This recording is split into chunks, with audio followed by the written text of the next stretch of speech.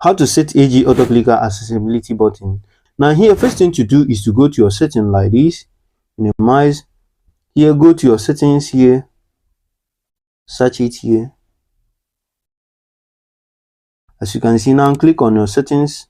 Now here, what you do now is to click on your search setting like this. Now here, type accessibility here like this. You can see on the screen accessibility. Now you can see here. Now here, click on this accessibility here. If you didn't find accessibility option like this, what you do is to find accessibility on your device. Now here, what you do now is to click here, AG auto clicker. Now click on it here.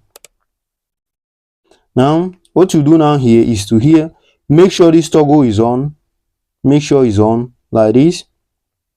Make sure here is on. You can see, and click on got it like this. So now you can find the accessibility. If you click here, you can find it. And also make sure you set up your accessibility to show up like this by going back like this and then sliding down and then clicking on here this accessibility shortcuts and then click these accessibility buttons here. Make sure it is on the location is navigation bar like this. Make sure it's not navigation bar. You see here, make sure it's like this. Now here, what you do now is to press on this accessibility button here. This option will come out now. Select AG auto clicker like this.